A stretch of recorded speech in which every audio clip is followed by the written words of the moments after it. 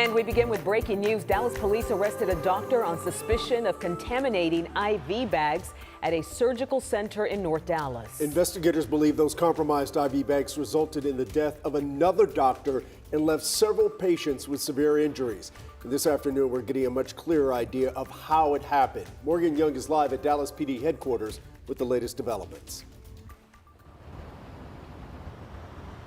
Well, Chris, Dallas police arrested Dr. Raynaldo Ortiz in Plano on Wednesday. He is accused of tampering with IV bags at the Baylor Scott and White Surgicare Center in North Dallas, where he was an anesthesiologist. At least 5 people suffered serious medical issues, and another doctor died after potentially using the bags in question. Now, we told you back on Friday that the Texas Medical Board temporarily suspended his license, calling him a continuing threat to public welfare. In the court document for that suspension, the board stated there were tiny holes poked into the plastic that was wrapped around the IV bags in question, and that surveillance footage showed Ortiz placing bags into a warmer outside of an operating room, and then that document stated a patient suffered a serious complication shortly after he did that.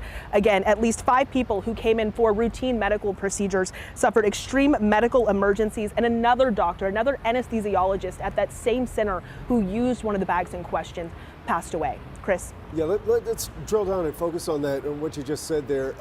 Several patients affected by these compromised bags, but what have you learned about that woman who died?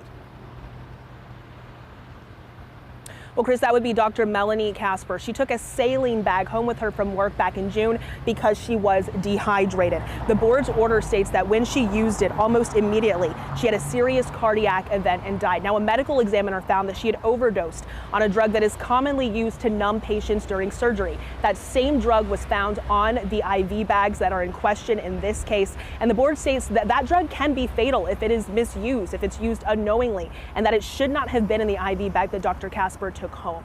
Ortiz is expected in court on Friday. Chris?